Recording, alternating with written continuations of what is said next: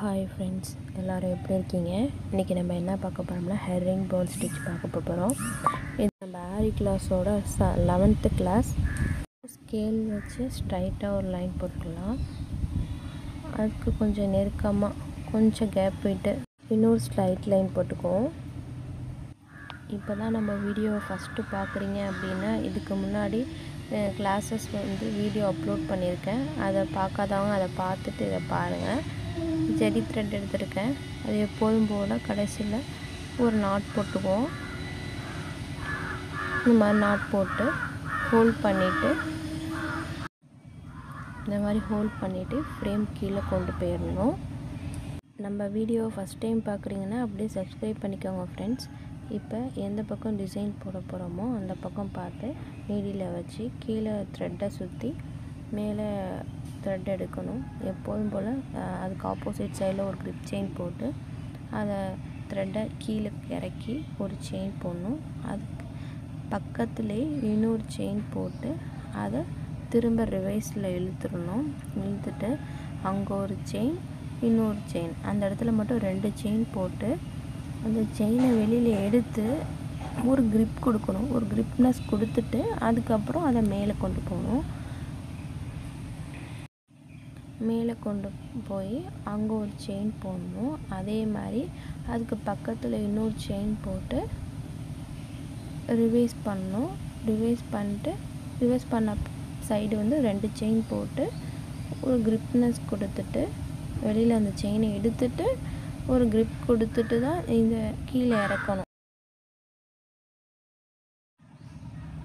எப்போதும் போல் திரும்ப இன்னொரு செயின் போட்டு அதுக்கு பக்கத்துலேயே இன்னொரு செயின் அப்படியே போட்ட செயினை ரிவைஸ் பண்ணி டபுள் செயின் போடணும்.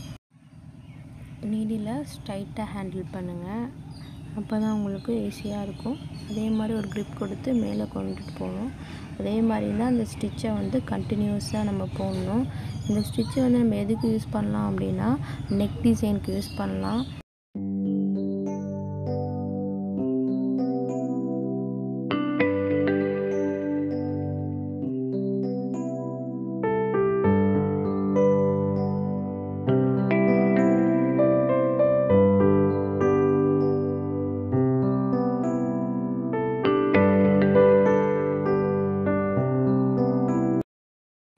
இந்த ஸ்டிச்சை வந்து ஜெரியில் போடுறதோட த்ரெட்டில் போட்டால் இன்னும் நல்லாயிருக்கும். நான் இந்த கிளாஸில் வந்து ஜெரியில் போடுறது மட்டும்தான் நான் சொல்லியிருக்கேன்.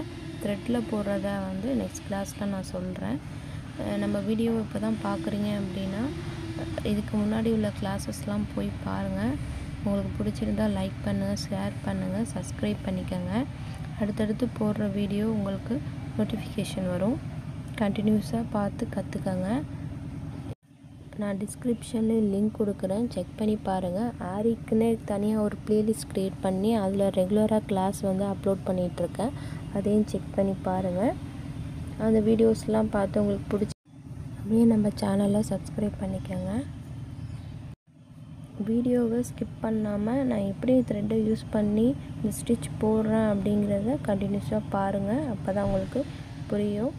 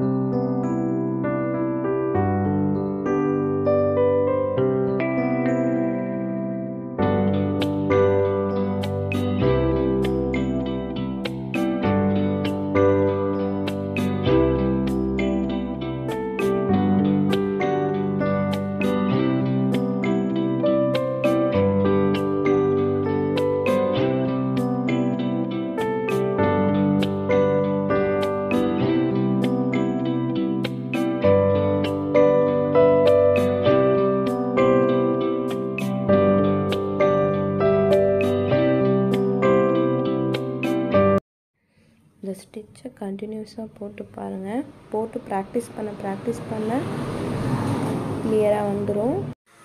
இதை த்ரெட் ஒர்க்காக போடும்போது இந்த டிசைன் வந்து ரொம்ப நல்லாயிருக்கும். நெக்ஸ்ட் கிளாஸில் வந்து நான் த்ரெட் ஒர்க்காக போட்டு காட்டுறேன்.